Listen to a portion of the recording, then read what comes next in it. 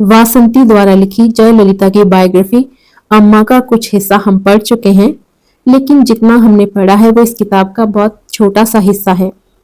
लेकिन इस छोटे से हिस्से में हम समझ चुके हैं कि जयललिता ने अपने जीवन में बहुत संघर्ष देखे हैं। महज 2 साल की उम्र में उन्होंने अपने पिता को खो दिया। उसके बाद उनकी माँ ने ही उनकी परवरिश की। उनकी माँ फिल्मों में छोटे मोटे रोल किया करते थे। जयललिता की माँ का नाम वेदा था, लेकिन फिल्मों में आने के बाद उन्होंने अपना नाम वेदा से संध्या कर लिया था। वेदा की और भी 2 बहनें थी, अंबुजा और पद्मा। यूं तो जयललिता पढ़ने में बहुत होशियार थी, लेकिन घर के आर्थिक हालात की वजह से उन्हें बहुत छोटी उम्र में फिल्मों में आना पड़ा। 16 साल की उम्र में ही उन्होंने पहली फिल्म की और 17 साल की जयललिता ने दक्षिण के सुपरस्टार एमजीआर के साथ उनकी फिल्म में लीड रोल किया। तो आज से हम पढ़ने वाले हैं उनके नायक एमजीआर, वही एमजीआर जिनके साथ जयललिता के संबंधों की खूब अफवाहें उड़ी, और वही एमजीआर जिनकी वजह से जयललिता राजनीति में आई। जयललिता की बायोग्राफी में आज हम पढ़ेंगे उनके नायक एमजीआर। फिल्म न्यूज आनंदन के अनुसार आर.एम. वीरप्पन के मन में जयललिता के प्रति विद्वेष था, जिसकी कोई बुनियाद नहीं थी। उन्होंने बताया, निश्चय ही एमजीआर या किसी प्रोड्यूसर को लेकर वह न तो इश्क में पागल थी और न ही अति महत्वाकांक्षा रखती थी। वह बहुत अनुशासित थी और उसने अपनी गरिमा को बनाए रखा। लेकिन एमजीआर ने खुलकर दिखा दिया कि जयललिता के लिए उनके दिल में खास जगह है। उन्होंने आग्रह किया कि उनकी सभी फिल्मों में वही उनकी नायिका रखी जाए। जब आरएमवी ने ऐसा नहीं किया तो एमजीआर ने उसे शूटिंग के लिए खूब इंतजार कराया और उसके प्रोडक्शन को अनिश्चित काल तक लटकाए रखा। जब जयललिता थार के रेगिस्तान में एमजीआर के साथ अधिमयपन की शूटिंग कर रही थी, तो उनकी भूमिका एक गुलाम लड़की की थी और कथानक के हिसाब से उन्हें खाली पांव शूटिंग करनी पड़ी।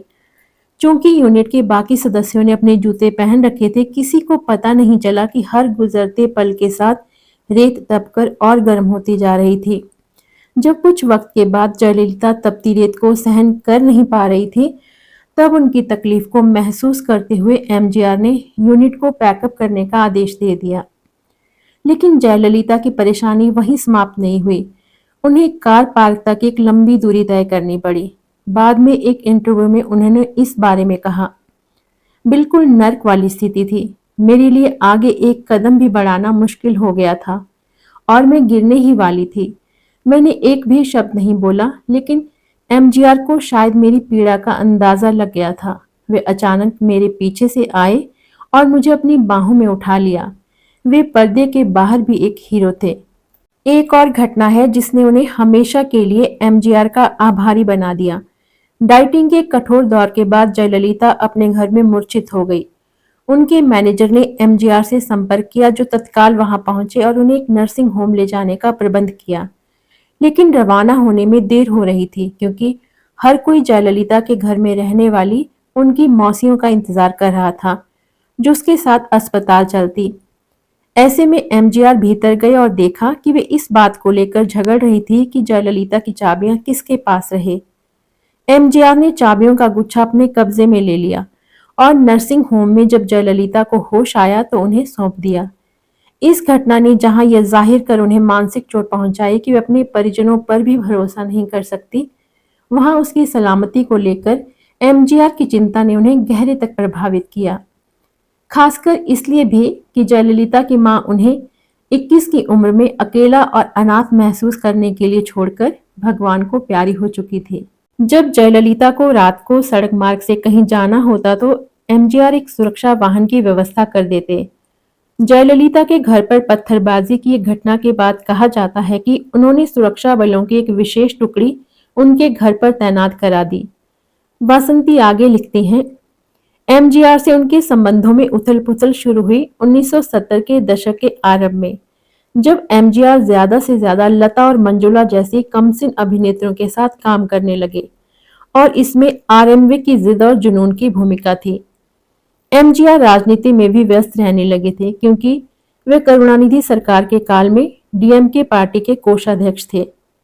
लेकिन फिर करुणानिधि से उनका गंभीर मतभेद हो गया। हालांकि आरएमवी का मानना था कि यह भी जयललिता के प्रभाव के कारण ही हुआ। एमजीआर और करुणानिधि के बीच एक समय बहुत नजदीकी मित्रता थी। जब सीएन अन्नादुरई का निधन हुआ, वरिष्ठतम नेता नेदुन जेचिन ने उनकी जगह लेने की अपेक्षा की, लेकिन एमजीआर ने करुणानिधि के नाम पर जोर दिया और पार्टी कार्यकर्ताओं पर उनके प्रभाव के कारण करुणानिधि पार्टी नेता के रूप में चुन लिए गए। लेकिन करुणानिधि को एमजीआर की लोकप्रियता का भय था और इसीलिए उन्होंने मंत्रिमंडल के गठन के समय चतुराई से एमजीआर को बाहर रखा और उन्हें डीएमके पार्टी का कोषाध्यक्ष बना दिया। उस दौरान जयललिता से उनके जनसंपर्क अधिकारी वे दक्षिण भारत की पहली कलाकार थी जिन्होंने नियमित वेतन पर एक जनसंपर्क अधिकारी नियुक्त कर रखा था के रूप में।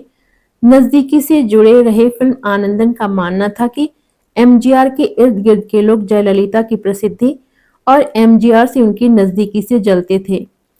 जब मैं उनका पीआरओ था, मैं जानता था कि दोपहर में 1 बजे एमजीआर की कार उन्हें ले जाने के लिए आएगी। वह 1 घंटे के बाद वापस आ जाती थी। जयललिता उसी दौरान पॉइस गार्डन में अपना मकान बनवा रही थी। जब वह घर बना, हाउस वार्मिंग पार्टी में एक एमजीआर को छोड़कर पूरा फिल्म उद्योग मौजूद था। हर कोई उनकी अनुपस्थिति पर चकित था क्योंकि दोनों के संबंधों के बारे में अफवाहों की कमी नहीं थी। आनंदन ने बताया, अगली सुबह उन्हें शूटिंग के लिए कश्मीर जाना था। जब वह विमान पर सवार हुई तो पाया एमजीआर साथ वाली सीट पर विराजमान थे। एमजीआर का भी कश्मीर में एक शूटिंग शेड्यूल था, लेकिन जयललिता शिवाजी गणेशन के साथ एक अन्य फिल्म में काम कर रही थी। दोनों की शूटिंग लोकेशन के बीच 40 मील का फासला था। लेकिन कश्मीर पहुंचने पर एमजीआर जयललिता को अपने साथ ले गए और फिर 40 मील दूर उनकी शूटिंग लोकेशन तक पहुंचाया। जयललिता इस बारे में कुछ नहीं कर सकती थी। यदि एमजीआर ने कुछ कह दिया तो वह होना ही चाहिए था। वासंती आगे लिखते हैं, लेकिन कुछ समय बाद जयललिता को एमजीआर का दबंग और प्रभुत्ववादी रूप देखने को मिला। वह जयललिता की हर गतिविधि को नियंत्रित करने लगे थे, यहाँ तक कि वह किस तरह की पोशाक पहनेंगी। इतना ही नहीं, उन्होंने जयललिता के धन को भी अपने नियंत्रण में ले लिया था और अपने ही पैसे लेने के लिए उन्हें एमजीआर के अच्छे मूड का इंतजार करना पड़ता था। जया को घुटन महसूस होने लगी थी और वह आजाद होना चाहती थी। जयललिता का पारिवारिक जीवन बहुत उथल-पुथल भरा रहा। पहले उनका नाम जोड़ा गया उन्हीं की फिल्मों के नायक एमजीआर के साथ, जो कि उम्र में उनसे बहुत बड़े थे। दूसरी बार उनका नाम जुड़ा शोभन बाबू के साथ, लेकिन दोनों ही बार उनके हिस्से में सिर्फ एकांतवास आया। कहानी ज़्यादा लंबी होने से सुनने में बोझिल न लगे, इसलिए इस कहानी का आधा हिस्सा हम कल पढ़ेंगे। तो मिलते हैं बचे हुए आधे हिस्से के साथ कल।